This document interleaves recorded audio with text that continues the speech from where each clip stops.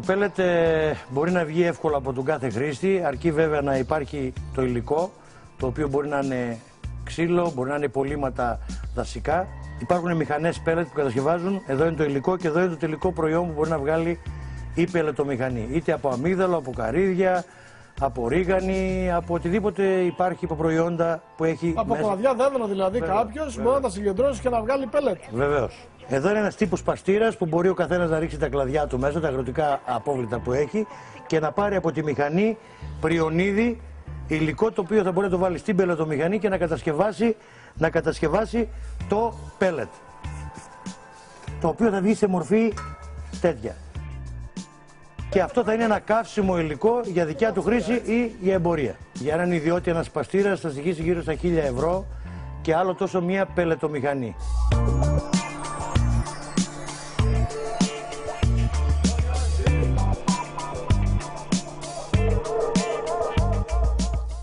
Άλλη μία οικονομική λύση για θέρμανση είναι οι λέβητες πέλετ που μπήκαν τα τελευταία χρόνια στα σπίτια των Ελλήνων. Εδώ είναι μια κεντρική μονάδα λέβητου στασίου, το λεγόμενο, το οποίο περιλαμβάνει τη δεξαμενή, τον τροφοδότη και το λέβητα μαζί με τον καυστήρα.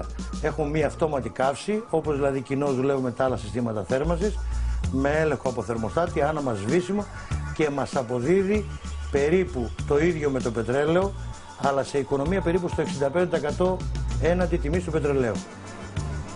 Δηλαδή, αν αγοράζουμε βιομάζα, τους τόνους που θα χρειαστούμε έναντι του πετρελαίου, θα έχουμε 60%. Άρα είναι ένα πολύ καλό μηχάνημα, το οποίο μας αποσβαίνει στα 2 χρόνια την αξία του μηχανήματος.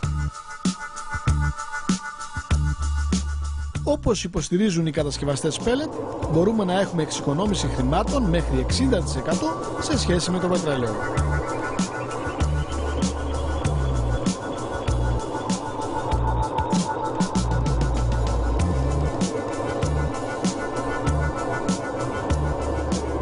Τώρα το μηχάνημα έχει ανάψει, αυτόματα τροφοδοτεί. Η παρέμβαση δηλαδή στο υφιστάμενο λεβιτοστάσιο είναι μόνο ό,τι αφορά τις σωλήνες που είναι πίσω από το λέβητα. Καμία άλλη παρέμβαση θερμοστατών και οτιδήποτε άλλο. Εδώ είναι ο καθαρισμός που μπορούμε να κάνουμε κάθε 10 μέρες και ενώ δουλεύει ο λέβητας.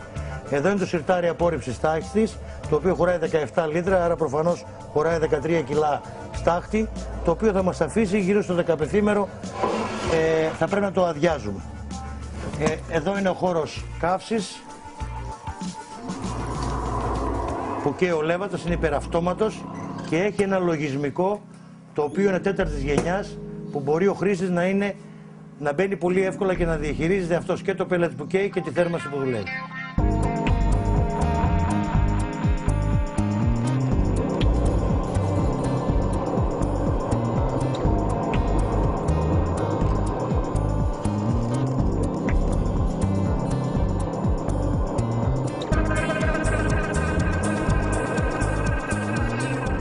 Εδώ έχουμε 200 κιλά πέλετ, πάει να πει ότι έχουμε γύρω στα 140 λίτρα πετρέλαιο.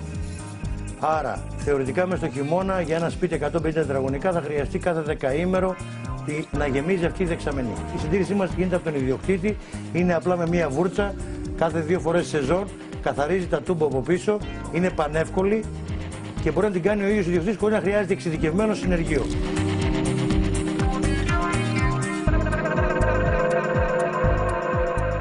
Ο λέβητας πέλετ έχει βαριές πιστοποίησεις, δηλαδή για να έχουμε αυτή την εξοικονόμηση θα πρέπει να έχουμε λέβητες που είναι σε πολύ βαριές πιστοποίησεις ώστε να αφορά το καύσιμό του.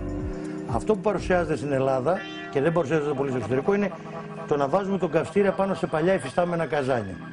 Δεν θα μπορεί κανένας πιστοποιητής να πιστοποιήσει τον καυστήρα επάνω σε ένα υφιστάμενο λέβητα που έχουμε, γιατί αυτός είναι ο λέβητας, η παραγωγή νερού. Οπότε όταν πάμε σε ένα κομπλέ μηχάνημα, ναι, είναι γύρω στο 30% ακριβότερο από έναν καλό πετρελαίο.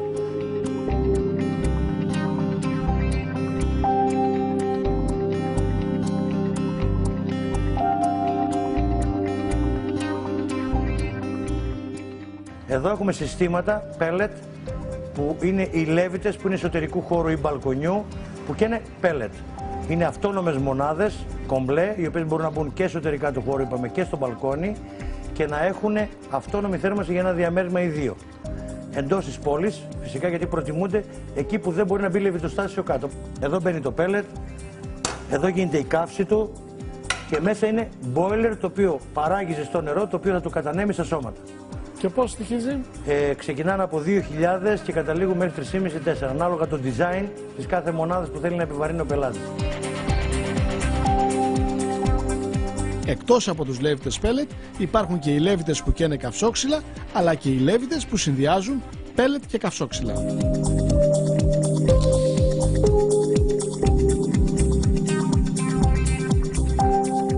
Υπάρχουν και πιο οικονομικές λύσεις, υπάρχουν οι ξυλολέβητες, οι αυτόματοι που λέμε, η πυρόλυσης. Δουλεύει κανονικά με ξύλα ή με μπρικέτα. Εδώ είναι ένας άλλος τύπου ξυλολέβητας, ο οποίος είναι και ξυλολέβητας και με καυστήρα πέλετ. Άρα μπορούμε να έχουμε, όταν έχουμε πέλετ θα βάζουμε πέλετ, όταν δεν έχουμε θα βάζουμε κανονικά ξύλα. Και σε τι τιμές κυμαίνονται αυτοί οι καυστήρες? Εδώ σε έναν πυρόλυση 42 κιλοβάτ περίπου στις 3.000 ευρώ. Και το μεγάλο που βλέπουμε δίπλα. Το μεγάλο που βλέπουμε που είναι για 300 τετραγωνικά πυρόλυσης. Και πάμε σε πιο φθηνά μοντέλα όπως είναι αυτός ο Eco ξύλου, ο οποίος βγαίνει στα 1.200 ευρώ και συμπληρώνουμε μετά τον καυστήρα και τις δεξαμενείς που θα πιάσουν πάλι τις 3.500 ευρώ σε ένα κομπλέ μηχάνημα.